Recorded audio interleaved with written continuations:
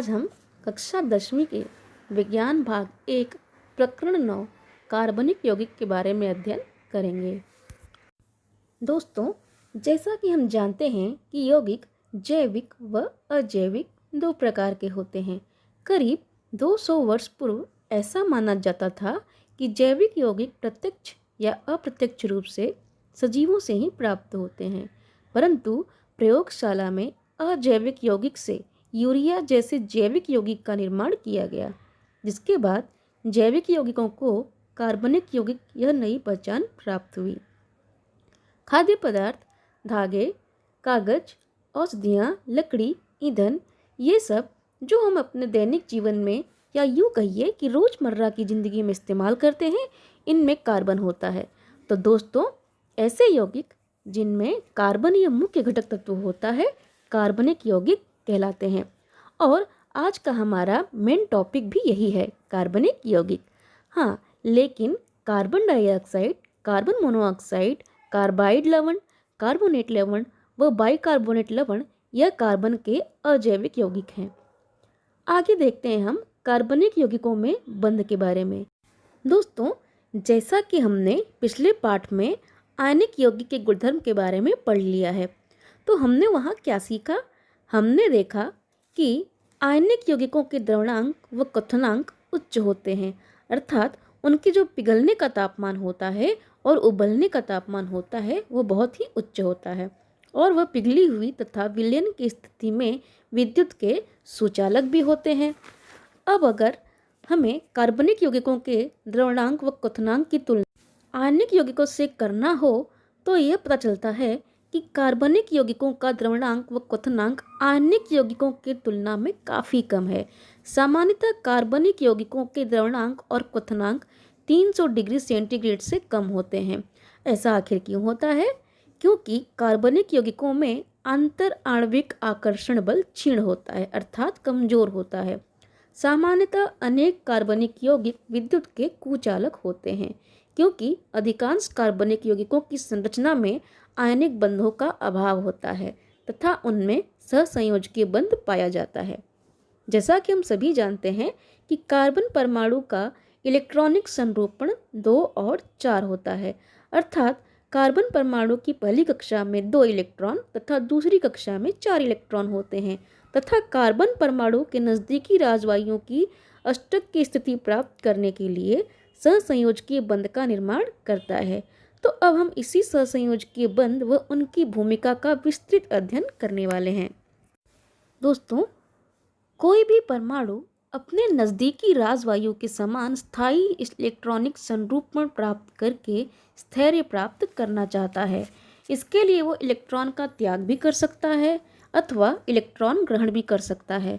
अब क्योंकि कार्बन के संयोजकता कवच में 4 इलेक्ट्रॉन होते हैं, तो कार्बन के पास कई विकल्प होते हैं, अर्थात या तो कार्बन एक के बाद एक बाहर की कक्षा में उपस्थित 4 इलेक्ट्रॉन का त्याग करके हीलियम राजवायु का संरूपण प्राप्त कर ले, या फिर 4 इलेक्ट्रॉन ग्रहण करके नियान राजवायु का संरूपण प्राप्त करे, या फिर एक तीसरा विकल्प है संयोजकता कवच के 4 इलेक्ट्रॉन का अन्य परमाणु के 4 संयोजकता इलेक्ट्रॉन के साथ साझेदारी करके नियान का संरूपण प्राप्त। तो कार्बन यहाँ पर इस तीसरे विकल्प को चुनता है। इस पद्धति में 2 परमाणु एक दूसरे के साथ संयोजकता इलेक्ट्रॉनों की साझेदारी करते हैं, जिसमें साझेदारी किए गए इलेक्ट्रॉन दोनों परमाणुओं के अतिव्यापन हुए संयोजकता कवचों में समाविष्ट होते हैं, जिससे कि दोनों ही परमाणु राजवायु का संरूपण प्राप्त करते हैं और किसी भी परमाणु पर विद्युत आवेश का निर्माण नहीं होता है, अर्थात परमाणु विद्युत दृष्टि से उदासीन होते हैं। वह ना ही धन आयन का निर्माण करते हैं और ना ही ऋण आयन का निर्माण करते हैं, तथा परमाणु स्थायित्व प्राप्त कर लेते हैं, अर्थात स्थिर होते हैं। अब आप सोचेंगे कि आखिर यही विकल्प कार्बन क्यों चुनता है? वह इलेक्ट्रॉन को त्याग कर या ग्रहण करके आयन क्यों नहीं बनाता?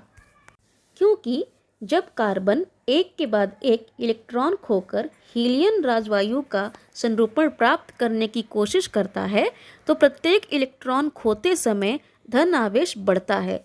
इसलिए प्रत्येक इलेक्ट्रॉन खोते समय पहले की अपेक्षा अधिक ऊर्जा की आवश्यकता होती है। यह कार्य इतना कठिन हो जाता है और अंत में कार्बन धन इस आयन को राजवायु संरूपण प्राप्त होने के बाद भी उसके छोटे आकार पर उच्च आवेश होने के कारण वह अस्थायी होता है।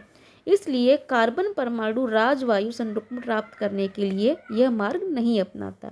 ठीक इसी प्रकार जब वो इलेक्ट्रॉन को ग्रहण करता है तो उस पर ऋण आवेश बढ़ता है, अतः इलेक्ट्रॉन के बीच प्रतिकर्षण बल बढ़ने के कारण अधिक ऊर्जा इलेक्ट्रॉन को समाविष्ट करने के लिए लगने वाली ऊर्जा बढ़ने लगती है और यह कार्य भी कठिन हो जाता है।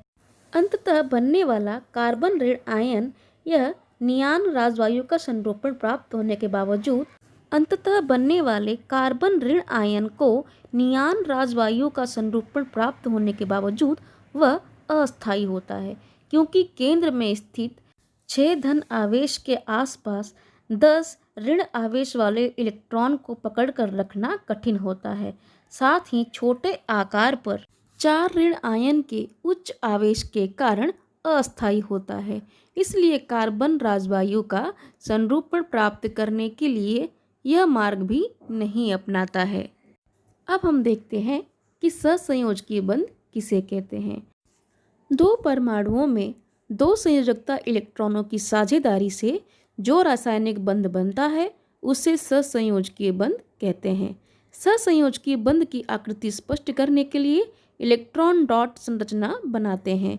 इस पद्धति में परमाणु के संकेत के चारों ओर वृत्त बनाकर उसमें प्रत्येक संयोजकता इलेक्ट्रॉन डॉट या क्रॉस से दर्शाते हैं। एक परमाणु का दूसरे परमाणु के साथ बनाए गए सहसंयोजकीय बंध को दर्शाने के लिए दोनों परमाणुओं के संकेतों के चारों ओर वृत्त बनाकर वे एक दूसरे को प्रतिच्छेदित करते हुए दर्शाते हैं। साझेदारी करने वाले इलेक्ट्रॉनों की एक जोड़ी से एक सहसंयोजकीय बंध बनता है तथा दो जोड़ी इलेक्ट्रॉनों की साझेदारी से दो सहसंयोजकीय बंध बनता है। दो परमाणुओं के संकेतों को जोड़ने वाली एक छोटी रेखा द्वारा भी सहसंयोजकीय बंध दर्शा सकते हैं। रेखा संरचना को ही संरचना सूत्र भी कहते हैं। सहसंयोजकीय बंध से बनने वाले अणुओं में सबसे सरल उदाहरण है हाइड्रोजन अणु। आइए उसे समझें। आपने पहले देखा है कि हाइड्रोजन का परमाणु क्रमांक 1 होने के कारण उसके परमाणु में K कवच में एक इलेक्ट्रॉन होता है। K कवच पूर्ण करके हीलियम का संरूपण प्राप्त करने के लिए उसे एक और इलेक्ट्रॉन की आवश्यकता होती है। अतः दो हाइड्रोजन परमाणु उनके इलेक्ट्रॉनों की साझेदारी करते हैं और हाइड्रोजन का एक अणु बनता है। दो हाइड्रोजन परमाणु में दो इलेक्ट्रॉनों की साझेदारी से एक सहसंयोजकीय बंध अर्थात इकहरा बंध बनता है, जैसा कि आप आकृति में देख सकते हैं। उसी प्रकार दो ऑक्सीजन परमाणुओं के रासायनिक संयोग से ऑक्सीजन इस अणु का निर्माण होता है। यहाँ पर ऑक्सीजन के दो परमाणु दो इलेक्ट्रॉनों की साझेदारी करते हैं और दो बंध अर्थात दोहरे बंध का निर्माण करते हैं। ठीक इसी प्रकार दो नाइट्रोजन 3 इलेक्ट्रॉन की साझेदारी करके तीसरे बंध का निर्माण करते हैं और नाइट्रोजन अणु का निर्माण होता है। आइए अब मीथेन नामक कार्बनिक यौगिक का विचार करते हैं। मीथेन में कार्बन का एक परमाणु हाइड्रोजन के 4 परमाणुओं से साझेदारी करता है और नज़दीकी राजवायु नियान का संरूपण प्राप्त करता है तथा स्थायित्व को प्राप्त करता है। आकृति के अनुसार हम मीथेन नामक कार्बनिक यौगिक के अणु को रेखा संरचना द्वारा इस प्रकार प्रदर्शित कर सकते हैं। मीथेन के इलेक्ट्रॉन डॉट संरचना को हम इस प्रकार प्रदर्शित कर सकते हैं। क्या आप जानते हैं इस कार्बनिक संरचना को समझने के लिए और भी प्रारूप अर्थात मॉडल उपयोग किए जाते हैं, जैसे गेंद लकड़ी मॉडल और अवकाश व्यापी मॉडल। दोस्तों, क्या आपको पता है कि कार्बन को एक अद्वितीय तत्व कहते हैं, क्योंकि कार्बन से बनने वाले यौगिकों की संख्या सबसे अधिक है। प्रारंभ में हमने देखा कि धातु, कांच, मिट्टी से बनी वस्तुओं के अलावा अन्य सभी वस्तुएं कार्बन से बनी होती हैं। हम कह सकते हैं कि संपूर्ण सजीव सृष्टि कार्बन यौगिकों से ही बनी है। अपना शरीर भी कार्बन से बना है। कार्बन से मीथेन जैसे छोटे व सरलतम अणु से लेकर डीएनए जैसे महाप्रचंड अणु तक लाखों प्रकार के अणु बनते हैं। कार्बनिक यौगिकों के अणुद्रव्यमानों की व्याप्ति 10⁻12 तक फैली हुई है। इसका अर्थ यह है कि कार्बन के परमाणु बहुत बड़ी संख्या में एकत्र आकर प्रचंड बड़े अणु बनाते हैं।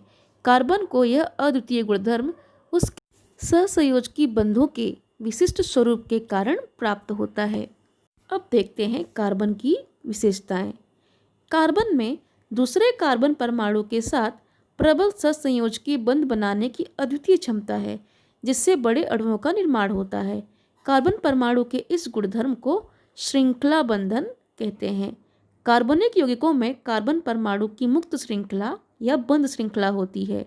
मुक्त श्रृंखला या सरल श्रृंखला या साकित श्रृंखला हो सकती है। बंध श्रृंखला अर्थात वलयाकार रचना। दो कार्बन परमाणु में सहसंयोजकी बंध प्रबल होने के कारण स्थायी होता है और इस स्थायी प्रबल सहसंयोजकी बंध के कारण कार्बन को श्रृंखला बंधन की शक्ति प्राप्त होती है। दो कार्बन परमाणु में 1, 2 या 3 सहसंयोजकी बंध बन सकते हैं। इन्हें ही क्रमशः इकहरा, दोहरा और तिहरा बंध कहते हैं। इकहरे बंध के साथ बहुबंध बनाने की कार्बन परमाणु की क्षमता के कारण यौगिक की संख्या बढ़ती है। उदाहरण के लिए कार्बन के 2 परमाणु वाले इथेन और एथीन और इथाइन ऐसे 3 यौगिक हैं। चतुसंयोजी होने के कारण एक कार्बन परमाणु अन्य 4 परमाणुओं से बंध बना सकता है, जिससे अनेक यौगिकों का निर्माण होता है।